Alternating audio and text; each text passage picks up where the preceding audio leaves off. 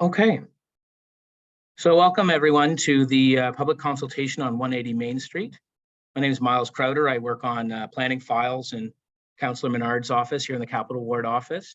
I'll be facilitating the consultation tonight. You may remember me from previous consultations that I've facilitated. Looking forward to tonight's discussion. Typically, at the outset of our agenda, we'll have comments from Councillor Menard, initial commentary.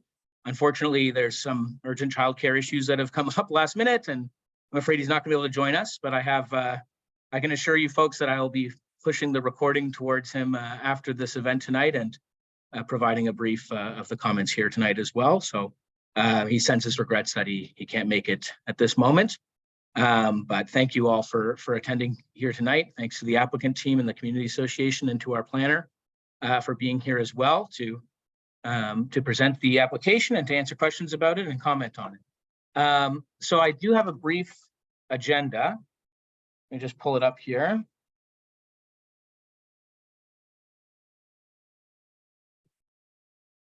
There we go. So we're going to pretty much go right into the applicant presentation. I'll just ask Rosalind if you could introduce folks on the applicant side when moving into the presentation. Just introduce Andrew and anybody else from your team. The other folks on the call tonight that'll be presenting or speaking tonight before the open comment period. It's John Dance from the Old Ottawa East Community Association's Planning Committee. There's some other folks from the committee here that'll be providing comment as well, but John's going to be providing initial comment on behalf of the Community Association. And then we have Masha Wakula, I'm sorry if I pronounced your name wrong, Masha, from city staff, who's the planner for this application. And Masha will be, sorry? Hello. Hey. You're pronouncing everything good. So oh, perfect. Thanks, Masha. Masha's going to give us a brief overview of where we are in the planning process with this application, including just some general timelines, and is here to answer questions as well from a city perspective. And then we'll have initial comments from the Community Association and go into the general Q&A and comment period. So without further ado, Rosalind, over to you. Okay, thanks, Miles. So I'm Rosalind Hill, I'm the architect. Andrew, who's the named user there? Yes, Andrew is the owner of Sula Walk, and he lives above Sula Walk on Main Street. He's purchased the property next to him, and that is the property that is the subject of this discussion. So I'll start by sharing my screen here. That's not the right thing, sorry. Here we go. Are you looking at a map now? Yes, okay, great.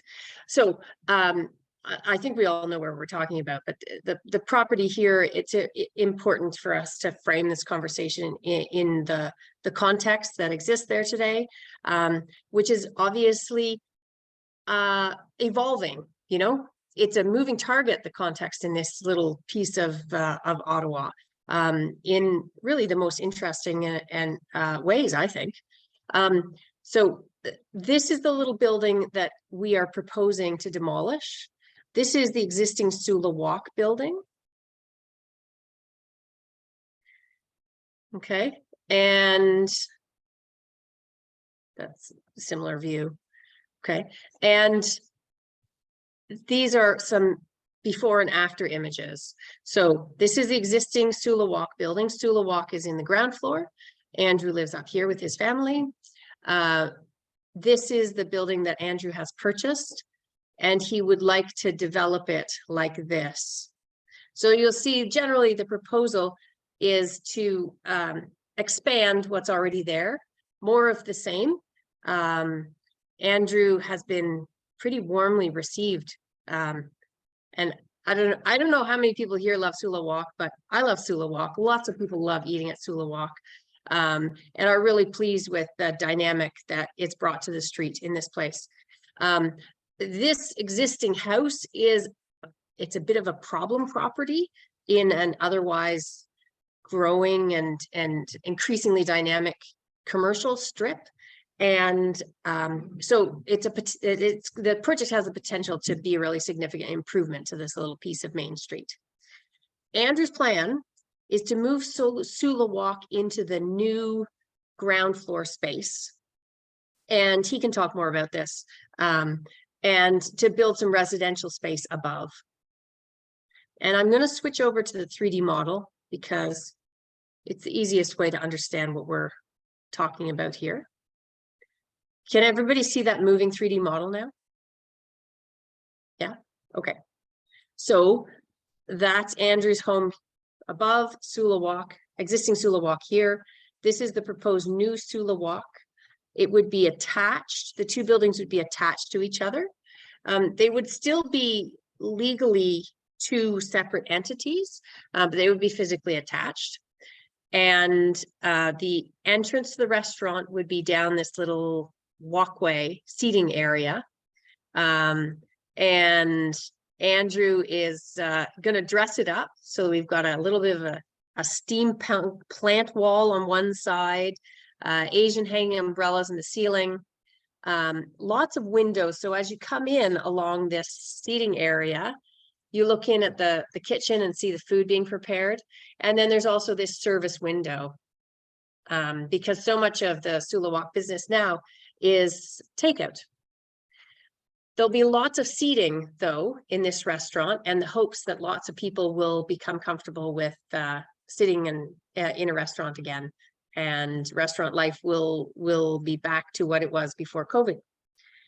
The residential entrance is down this side walkway here. Garbage will be stored in here in an enclosed space, and only brought out on garbage day. The restaurant actually produces surprisingly small amounts of garbage because of their diligence with recycling and reusable containers and such. The rear yard, oops, sorry, hang on. Here we go. Okay, so in the rear, the idea is to have a little bit of an oasis feeling space so that patrons sitting in the back end of the restaurant look out onto something interesting. Sula, Andrew's wife, also does a lot of container gardening, particularly spices that get used as garnishes and spices in the dishes that she prepares. So I'll give you another view of that. So there's that sort of little oasis space. There's also space back here for bicycle storage and a little bit of space for residential tenants to hang out or garden in the backyard. So in order to develop this project in this manner, we are going to need to adjust the lot line. The lot line right now is about here. So it's a few feet off the side of the existing building, and we'll adjust the lot line to be right where the two buildings meet. We'll also need to introduce an easement to allow for a few of the things, mechanical, electrical, structural things to do with that joining place between those two buildings. There are a few aspects in which the proposed building doesn't meet the zoning. And so we are in the process of a site plan application and a minor rezoning application to deal with these small variances to the performance standards of the zoning. So one of them has to do, a couple of them have to do with the way in which the facade functions here. And the zoning requires a certain proportion of glazing. And because the zoning was written with flat storefronts in mind, we're a little unclear exactly how that calculation should be undertaken. We'll need some interpretation from city staff and some help to even know exactly how to define what we're changing. But the city's requirement is that 50% of this ground floor facade be glazing. And we're a little under that, depending on which pieces of all of this we're calculating. I think the key here is that we've got a really glassy and welcome facade that really invites people, passersby to engage with the place, and it makes the sidewalk really quite dynamic. That certainly was the intent of the zoning there. The other piece about this facade, the zoning requires that the front facade contain doors to any of the uses within the building. And we've proposed that the restaurant door actually be set back down this little Asian alleyway, which is part of the look of the space. We're hoping that it becomes a really favorite place in the neighborhood, this little alleyway feature. So we see it as a real advantage to the neighborhood to have this kind of feature, and something that's going to make the street more dynamic and more interesting. In the evening, there will be a security fence that can just pull across so that people can't be loitering in there. The same kind of thing that you'd have at a mall to keep people from coming into a little alcove area or into a shop front that doesn't otherwise have a closed doors to cover across in front. The residential entrance to the building is also not on the front facade. We think that this is a real advantage. It's important that the ground floor space really showcase the restaurant and draw people into the restaurant. We do want the lives of those living up above to be quite lovely though. So we have proposed some architectural features to lead them down to their side door with ground or knee level lighting to light the path, and pot lights above. So we think that entrance experience will actually be quite lovely. And we've spoken with the neighbor about not having a tall board fence in here. This neighbor also has tenants moving down this side yard. So it's much more pleasant for everyone if it can be a rather open 8-foot wide walking experience. I'm just going to refer to my list of performance standards that we're changing here. This is in the planning rationale document that's on public record with the city right now. So if you'd like to get more detail about any of these performance standards, this is where you would look. So I've talked about the glazing, rear landscape buffer. Another one where there's some interpretation required. It's a requirement in the rear yard that generally applies to paved areas for parking. We aren't sure whether it applies to our bike parking area or not. So there may be a performance standard to do with that.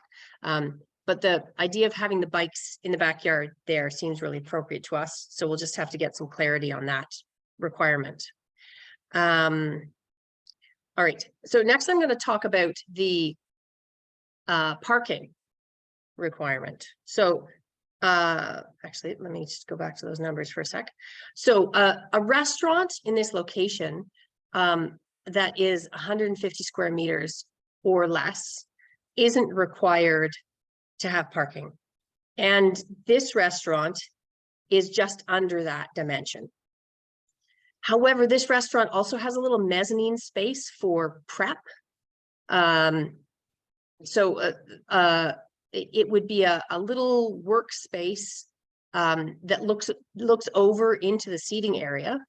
It's for Andrew's staff, and we are not sure whether that counts technically in the bylaw as restaurant space, therefore potentially triggering the requirement for parking. But there certainly is no way of providing parking on this site, and no desire to provide parking on this site. The road, as you know, has been rebuilt recently. If you've walked by there, you'll see there's really no appropriate way to bring in a driveway here. And Andrew is more than confident that he can run his restaurant in this location without on-site parking. It would really break up the sidewalk to bring a driveway in there. So we may need to vary that performance standard. And we'll wait and see what city staff have to say about that as they pick over our application. Lastly is the rear yard setback. So we are proposing a reduction to the required rear yard setback, and it's a fairly significant reduction. However, it's in the context of a neighborhood in which there are already significant reductions of other buildings in their rear yard setback. So this is a little diagram that shows all of the different rear yard setbacks that are happening in the neighborhood. It's a diagram that's cutting through our proposed building. So this is our proposed building here. This is the fence line, and these figuratively show some trees, and our rear neighbor with some porches sticking out. And then in these dashed lines, you'll see many of the neighbors to either side of the proposed development and their setbacks. So the main clinic goes a little bit further than we're proposing, and goes up to 3 stories. The main pharmacy is a little bit lower and in a little bit. The immediate neighbor is almost matching us and steps back this way. Sula Walk, our immediate, the existing Sula Walk comes to here. In order to provide some really lovely residential units above, we would propose this setback here and stepping in at the topmost floor. We also are proposing to, actually it's best seen in the 3D model, proposing to step in at the corner. So this is the setback that we're proposing, but you can see that we've taken a chunk off of this corner in order to be more, leave more space for the viewing angle of our neighbor immediately on this side. Okay, so I'll just move around the model a little bit so you can see the effect of that proposed massing in the context of the backyards. Of course, there is some tree cover back there that we're trying to roughly represent with these trees. Okay. And I'll swing around the other side as well, give you a sense of that setback from this direction. Okay. So, sorry, there are actually quite a few trees. So there we go. There's an impression of their rear yard setbacks. And again, you see the little rear yard oasis area. So Miles, or actually Andrew, is there anything else that you'd like me to speak about? And then I think I should hand over to you, and you can talk just a little bit about your aspirations for your restaurant, your new restaurant space and your existing restaurant space. But is there anything else is there anything you feel I've missed? No, I think you've covered it really. Okay. I mean, one thing perhaps, Rosalind, you didn't touch on was the properties backing on to 180. I believe they're multi-res. Just some of the context of the back of the site. It's multi-res properties there. I think there's a parking in the back, or I can't tell from this diagram, but it's it may be worth mentioning just that back context because it is pretty close, right? Yeah. So there is a mix of parking and yards, shared yards, generally shared yards along here rather than personal or dedicated to a single unit kind of yards. And yeah, this immediate neighbor is multi-unit. So they tend to be rental units, or there are a number of rental units along this little strip here that backs onto this commercial strip. So it's a little bit of a unique condition in this part of the neighborhood just because of its proximity to this commercial strip here. Thanks. So yeah, there's parking in so behind 184, the current Sula Walk, it backs onto a wide laneway where there's parking that's angled. And then there's, yeah, what Rosalind would refer to as a shared backyard space. And then the building to the north of that also has, I think, yeah, we can probably see it from this direction. Parking, you can also see that on the north side of it as well. Yeah.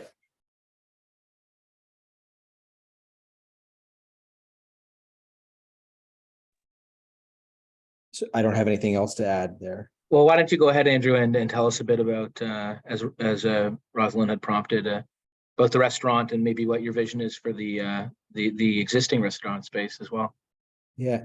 So the last 3 years was obviously an interesting time for restaurants, but it gave us a real opportunity to try different things. And I mean, our initial plan with our initial Sula Walk was a small eating area. And when COVID came around, that eliminated that opportunity. We then decided to start operating through the windows, and that's where it's led us to the new building. We definitely feel like indoor dining will come back. I think it already has to varying degrees. Some restaurants will put their seating at the front of the building to sort of showcase that you can sit inside. We wanted to maintain, for the new building, maintain the opportunity to animate the streetscape as we've done so far with the 184 property. And it's really, really satisfying to see that life in the street. And so with the new property, we would maintain at least one serving window, possibly 2 serving windows. So people who are doing takeout don't actually have to come into the restaurant during probably 7 months of the year. It'd probably be quite fine for them to be outside. What we kind of refer to as the Hutong alleyway is very common in China, where lots of life occurs down these labyrinths of trails.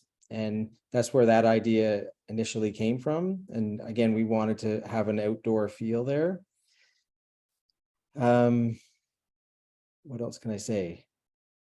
I guess, is there anything that, oh yeah, in terms of the old building, we would maintain a restaurant there. So whether we're operating it or not, it's hard to say. We'd love to operate it, but our ability to do so will be determined in the next couple of years. If we don't operate it ourselves, we're going to find someone that's going to be complementary to the street and maintain, so again, more food options in the area. Sorry, one other piece, sort of a significant oversight perhaps is just, and this is for Andrew or Rosalind, but if you just wanted to give us a sense of the residential offerings as well in the new building. Mm-hmm. Okay, yeah. So we're proposing 3 dwelling units on this floor and 2 dwelling units on this floor. The 2 units at the top most floor would be would be 2-story units, partially 2-story units with a high ceiling and a loft space, so that they could get out onto rooftop gardens.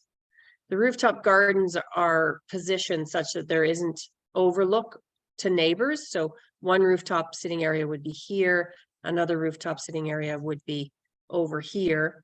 But they would be unique units for this neighborhood.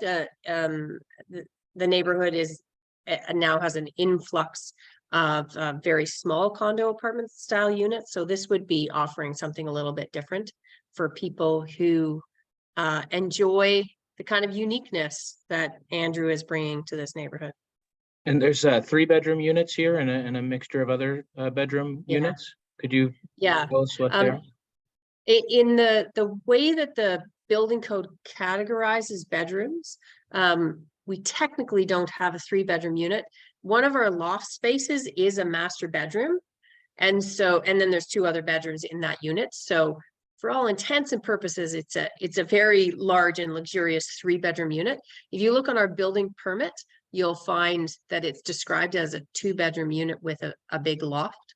So just so that I'm being perfectly transparent about that. Yeah. So there's a mix from 3 bedrooms to bachelors. But the bachelor still does have a sleeping area. It's not the kind of bachelor where you sleep on your couch.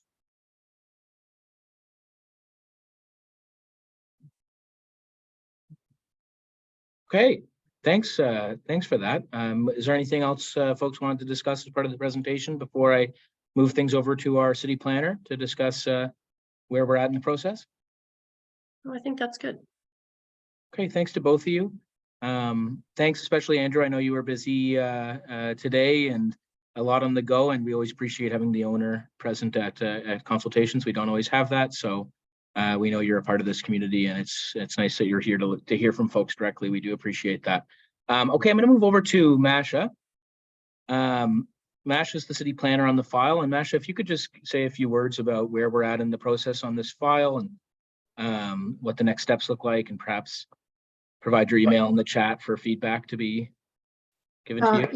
Yeah, sure. I actually prepared a presentation, so. Oh, wonderful. And yeah, I can just go through it and skip the part, sorry, that's not needed. Okay. So 1 second. So do you see my screen right now? Yep. There are no obstructions, no? Or you see yourself also? No?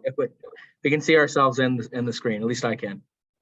Okay, sounds good. I will just probably remove it like that.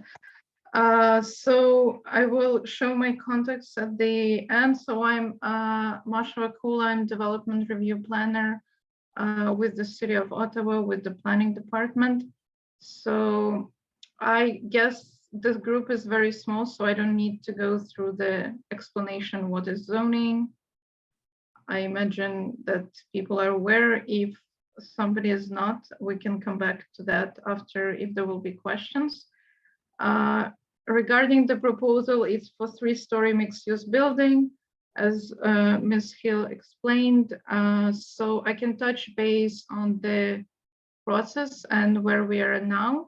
So the application was submitted, it was deemed complete, the community heads up and signposting appeared, and right now we are at the end of circulation period. It ended Friday, so I gathered all the comments from technical agencies, from public, and arranging them to communicate to the applicant. The next step will be issue resolution and resubmission, and the additional time for review by technical agencies who provided their comments.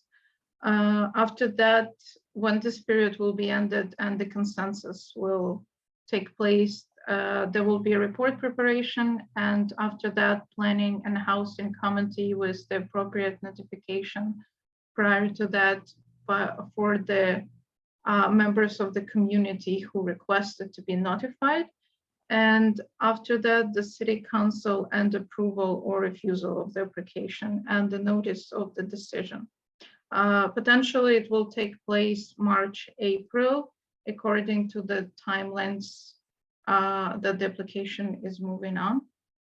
And so the current zoning is traditional Main Street, and the applicant is seeking to redevelop the site and to rezone it to allow the development as proposed with the specific provision, urban exception, sorry, that will be drafted during the report stage.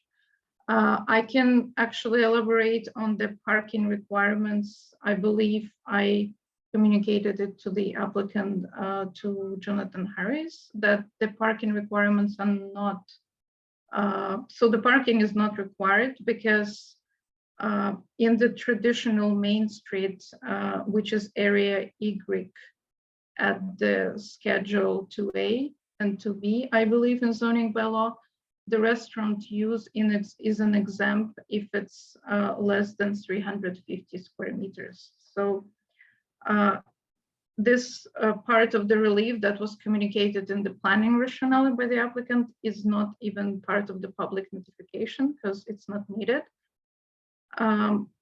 So during the issue resolution phase, there will be also clarifications on the reduced percentage of glazing.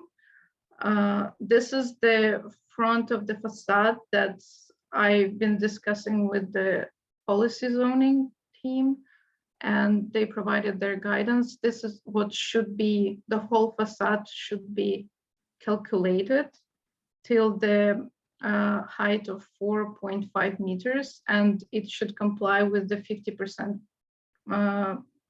glazing, but apparently looking from the area that's in violet, kind of very transparent, but still seen, it's not going to comply. So that's for sure a relief. And that's basically it. And my contacts I can just let them stay here for a bit. Any questions or comments? Why don't we, we'll go actually now, Masha, if it's okay, to the Community Association's initial comment, and then we'll open it to everybody to have comments and questions, including for yourself or for myself even, and for the applicant team. Yeah, sure. Good. So thanks so much for that. No worries. I can stop sharing the screen. Yeah. Sure. So I'd like to go now to John Dance, who's the representative from the Community Association tonight, who's going to provide some initial commentary on the application. John, are you with us? Yes, I am. Thanks, Perfect. Miles. Can you hear me okay? Sure can.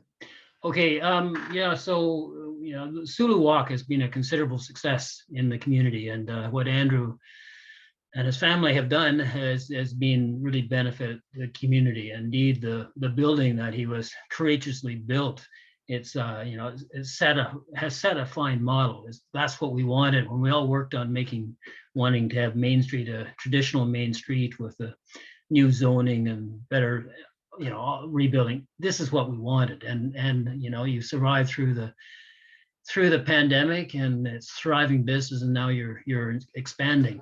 So hats off to you. We really appreciate that. We have some concerns. They don't pertain to the front. The various requests or various zoning bylaw amendments pertaining to parking, to the glazing, to the entrance. We don't have any concerns about those. Our primary concern is in the rear yard, and most notably the extent of the reduction of the rear yard.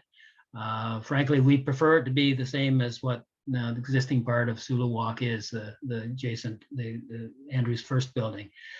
And we do appreciate that for the physio building, at a reduced height, it does go farther back. But frankly, our preference would be that it be a rear yard that was consistent with what's already there. So that's one point I'd make. The second point I'd make pertains to the vegetation. I appreciate, obviously, some thoughts gone into proposing a service berry. Our preference would be, particularly if the rear yard is not reduced as much as proposed, that there be a larger tree. I mean, serviceberry can go, I believe, to about 8 meters or so. We'd prefer that there'd be the potential for a real canopy tree, at least one real canopy tree there. The idea of having a tree there is good, but we want a tree that can thrive and provide a lot of shade.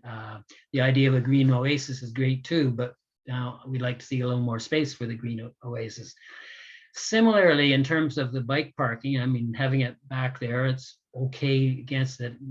Might even have a few more spots. We just wonder, is there room for a tree on that side as well? Something to consider.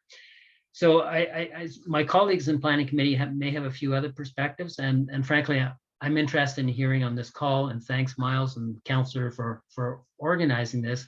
But I'm also interested, of course, in the perspectives of what neighbors have if they're indeed on this call. So Andrew, I thank you very much. It's a really good proposal. Our concern is the rear yard.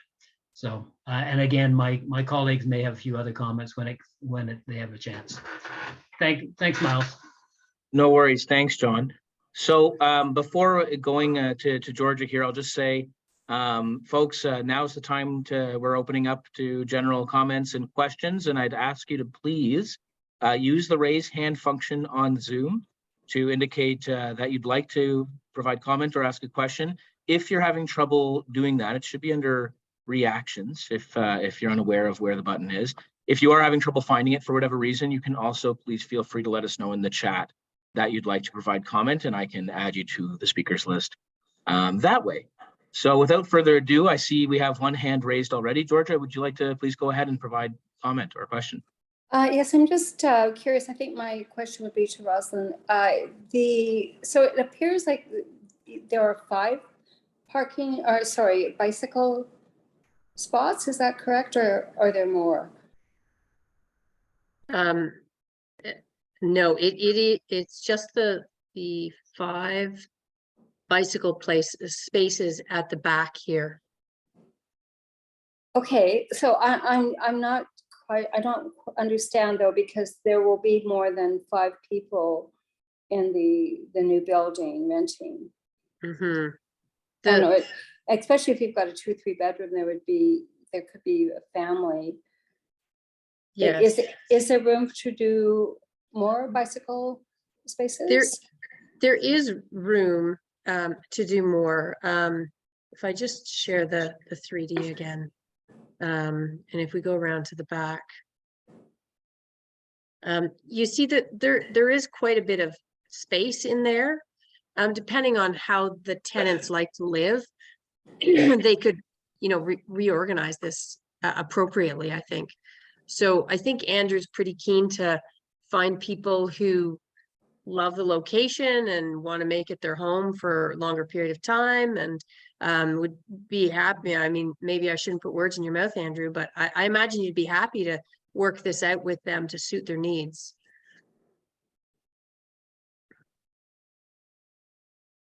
Andrew, are you there? Do you want to add anything? Yeah, for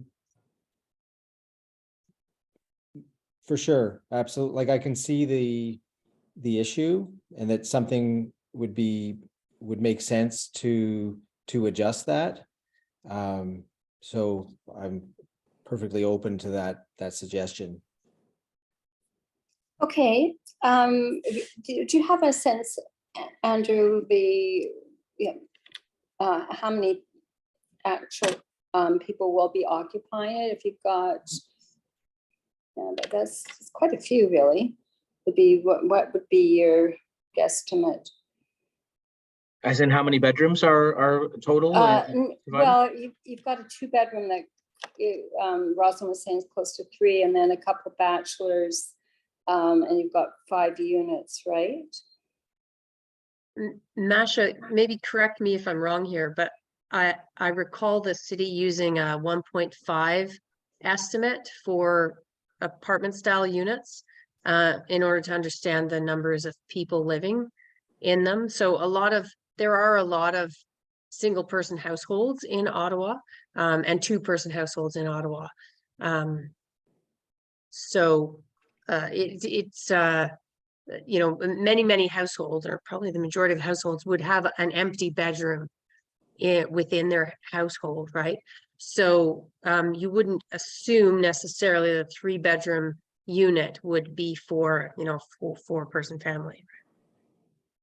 You never know though. So I'm sure Andrew's going to have to roll with it to some degree, and accommodate depending on who becomes his tenants. Okay, anyway, I just wanted to make that point. Thank you very much, Andrew and Rosalind. Thanks, Georgia. Thanks for that. Next up, I see, I believe that's Diane, our numerical friend, is on the next in queue. Please go ahead. Can you hear me? We can. Wait, and can you see me there? First of all, thank you to Andrew and Rosalind. I want to reiterate what others have said. Sulawok has been a great addition to the neighborhood, and it is great to see kind of a local success story where, despite the problems of the last 3 years, you're actually able to expand. So that's great. I quite like that Asian alleyway, I think you called it, Rosalind. Is it Rosalind or Rosaline? Rosalind, but I'll Rosalind. answer anything. I think it adds interest to the streetscape, and it kind of helps break up the mass of the front of the buildings. So I'm, supportive. I'm a member of the planning committee, by the way. I would just like to expand a little on what John said about the rear yard setback and efforts to green the rear yard setback. Right now, from your diagrams, all that pea stone, definitely better than asphalt, more environmentally friendly, more attractive, but it still is hardscaping. And it kind of looks like from your drawings, a bit like a fishbowl in there. And it would be nice if some of that pea stone could be replaced by greenery. John referenced a tree that's more substantial than the serviceberry. That would be nice, and the possibility of a second tree, maybe some shrubs. I know you've talked about the planters, but for quote unquote interested tenants, I think your proposal says. My concern about that is that suggests to me that nobody is actually responsible for maintaining them. I think it would enhance the proposal if there was actually more of the rear yard setback, so not the exception that you're asking for, and that there was more actual green planted directly in soil in the ground in that back space. So thank you. Thanks, Diane. Okay, we'll put some thought into that.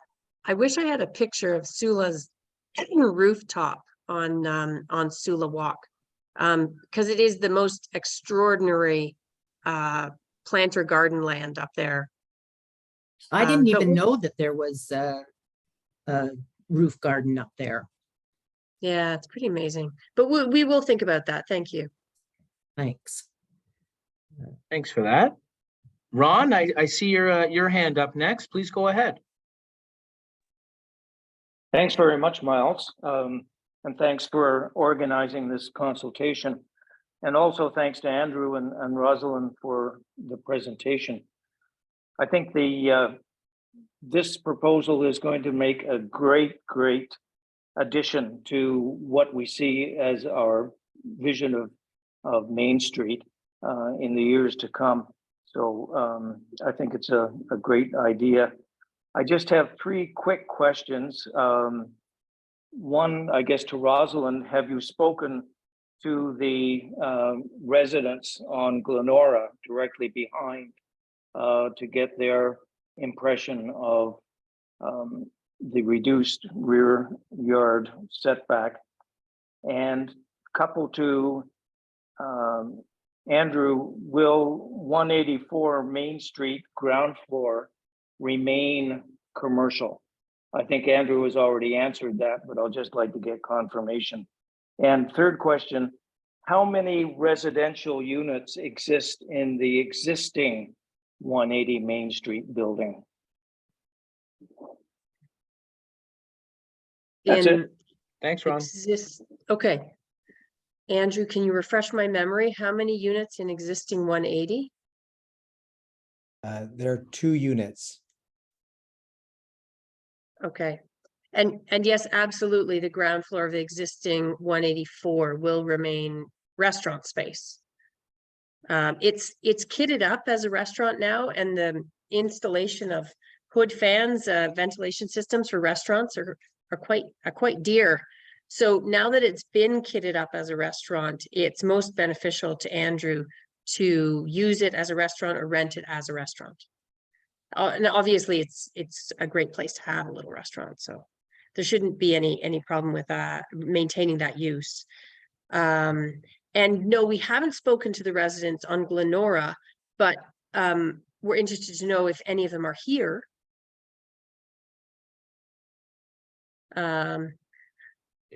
If folks want to identify in the chat whether they're Glenora residents, please do so, or let us know when you're providing comment or question.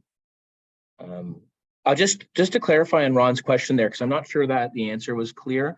On 184, there's 2 units, but is that the commercial ground floor and then Andrew, your unit above, or is there a second residential unit above? That wasn't clear in the answer. I think he was asking about 180 Main, not 184, if I understood. The existing, no, he was asking about the existing. I believe that's Right, 184. but the existing neighbor that's going to be demolished, I think. Oh, okay, If well, if I can clarify, I Please did do. mean the existing building that is going to be demolished. And the reason I asked was just trying to get a sense of whether this is intensification or not. Yes. Thank you. Thanks for clarifying, Ron. And sorry, I totally misunderstood your question. So that was more a clarification for me. So, okay, I think we'll go to Joseph next. Joseph, I see your hand. Please go ahead. Hi, just want to make this a quick one again. Yeah, so we live on Rosemere. We go to Sula often enough. We love the restaurant and we think this is a great idea. It's also good to hear that there will be not only more units than what there were before, but also that there will still be a three-bedroom unit, which I mean sounds good to me, right? Especially compared to what sometimes passes as a three-bedroom. I think it's really nice to have places in a neighborhood that allow people to kind of grow into them. It's also really nice to see that so is it going to be 3 units total? What's the actual, I feel like I missed that. So in the new part of it, not counting the living space where Andrew and Sula currently live, but the new addition will have, is it 3 apartments, a bachelor, a 2-bedroom and a 3-bedroom? It's 5 apartments. Okay. So a 3-ish, Uh-huh. a 2-ish. I mean, ish. Like they're actually I understand. bigger than most 3-bedrooms or 2-bedrooms. Yeah. On the upper floors, and then smaller 1-bedroom and bachelor units on the second floor here. Okay. So 3 units here, 2 units here. Okay. And I feel like you maybe went through a little bit fast for the roof. I feel like I didn't understand. You were like, if you could go back to the part about where the roof point of views were. I feel like I didn't catch. I mean, it sounded like yeah, I see that. So the first is here, right? It's in this corner facing Main Street, and then there's another one that's, I guess, overlooking Vespa. Around the back. Oh, it's around the back, but on the other side. Okay. Yeah. This front facing unit has volume 2-story space here, and then loft up here with the door out onto this part of the terrace. Okay. Here. So they're really just looking at rooftop. They're not going to be bothering anyone. The back unit has living space here with some 2-story volume space, and then loft space back here that comes out onto this roof here. Okay. So it is quite close to part of Sula's rooftop garden. And so they'll need a little bit of privacy fence here between their 2 areas. But it's quite a distance from overlooking anybody else. Yeah, no, I see what you mean. Yeah. Yeah, otherwise, I also just want to say I also appreciate quite a bit the understanding that there's not really a need for parking here. Like, I know we sometimes get frustrated with all of a sudden new people with new cars and everything else. But yeah, I definitely feel that living on Main Street, I feel like you could live the car-free lifestyle fairly easily. Yeah, I just want to say that I think it's a really good idea, and it all sounds really good. Thank you. Thanks, Joseph. It's a nice positive note it looks like to end on. I'm not seeing any other hands in the audience at the moment. I'll just say, our office met with Rosalind and Andrew earlier on in this process when we asked for the public consultation and had an initial discussion. And we were also, for what it's worth, pleased with what we were seeing, an extension of an existing use that's popular. I used to live just down the street as well. Andrew may remember me coming by from time to time for a taco back when I was still in the hood. And so, yeah, we're excited about the proposal, also eager to get the feedback. We wanted to hear as well from our CA folks. I can see some of their hands shooting up now again. So I'll throw to them.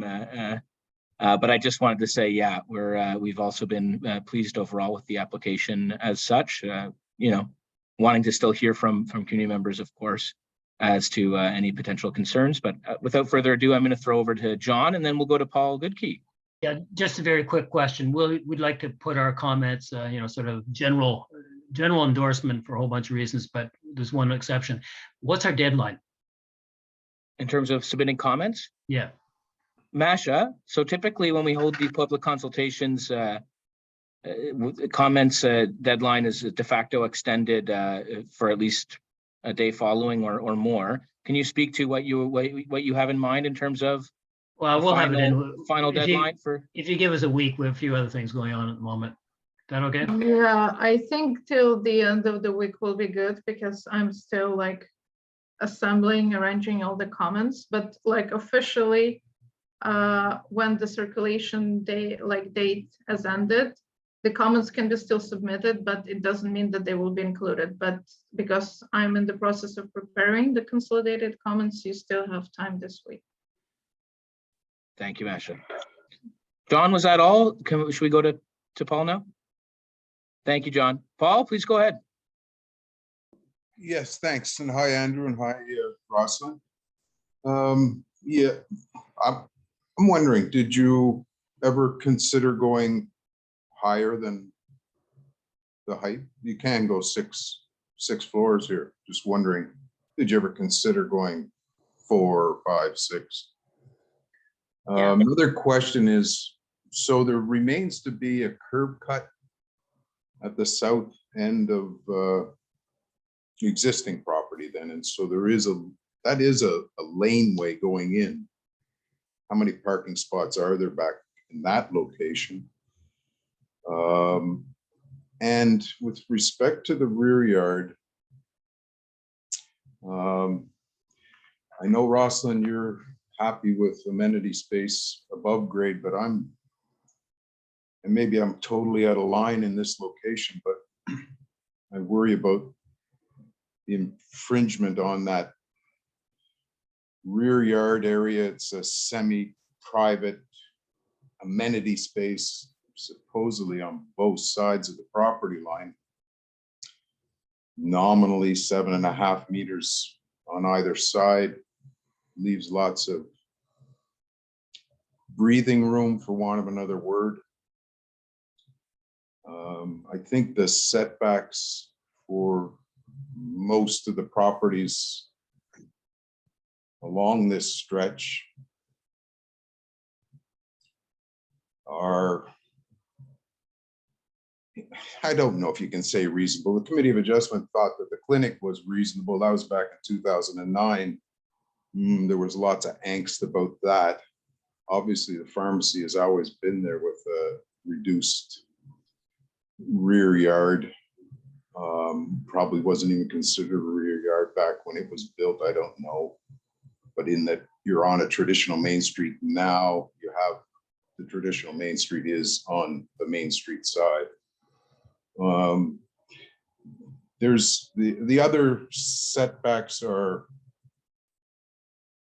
not all of them, but obviously the existing Sula Walk is set back to 7.5 meters. Others are set back maybe 4 meters, 4 or 5 meters, only go up 1 story or 2 stories. Yeah, it'd be nice to know what the people on Glenora think. If it was my backyard, in my backyard, I would feel it closing in on me with this application. So yeah, that's about it. Thanks. Thanks, Okay, Paul. so the height, yes, we did absolutely consider more height, but not for long. So I regularly have clients ask me about more height on small infill lots. For example, I've recently done an analysis on a 50 by 100 foot lot where we're proposing a 16-unit apartment building. And the client wondered, should he go to a 4th floor? When we build a 4th floor, it has to be designed under Part 3 of the building code instead of Part 9. Part 9 of the building code is for buildings that are 3 stories and less and of certain limited size. It is a simpler form of construction because you're closer to the ground, you're less at less risk of earthquake. Exiting in a fire is more immediate because you're of limited height.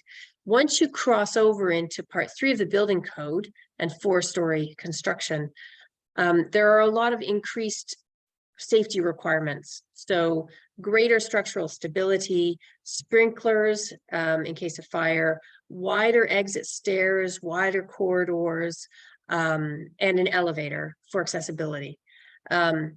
So all of these requirements add up to an awful lot of cost. And so the cost benefit of going to the 4th floor is more than outweighed by the cost of all of these premium features. What's more, it's a much more complicated build. So Andrew is already taking on an awful lot here because he's not a developer or builder, he's a restaurateur. So good on him for taking this on, but I would absolutely recommend to him that he keep it relatively simple. So we're certainly staying within the 3-story limit, but we've stretched that 3 stories as far as we possibly can by adding these loft spaces to the topmost floor. That's as much as we can do within part 9 of the building code. With respect to the rear yard setbacks, I hear you. We'll see what we can do. We were hoping that there would be some Glenora neighbors here. And so we can see what we can do to touch base with some of them. Yeah, and as you say, you know, there are a lot of different setbacks at the back. There's a lot of different history there. And really it's a question of what is comfortable. And it's a different kind of setting, as you say, different kind of setting than many other rear yards. And so we kind of have to balance our drive for intensification and good variety of housing units with, you know, that the mix that ends up in a backyard like this. With respect to parking, 184, yes, does have a driveway here. It's pretty tight, but they've got a driveway to 1 rear yard parking space in the back. And I think if they reconfigured, they could probably fit 2 cars back there in a pinch. But they use it for 1 car. They also have some storage back there. Yeah. Okay, thank you. Okay. Thanks for that, for those comments and that questions, Paul. And thanks everybody else. I really appreciate everyone attending tonight and hearing from the applicant team and from our planner and providing comment and feedback. The applicant team, thank you for coming and presenting to us. Masha from city staff, the planner on file, thank you for attending as well. Thanks so much, everyone. We'll be looking at this feedback and any other feedback that comes in. We're waiting to hear whatever comments Masha has coming out of this. And yeah, we're looking forward to moving forward with this application at some point soon. And thanks so much. Thanks for coming tonight, everyone. And thanks to Thanks, you, everyone. Miles. No worries. Okay, have a great night, Bye. folks. We'll see you again soon. Good night.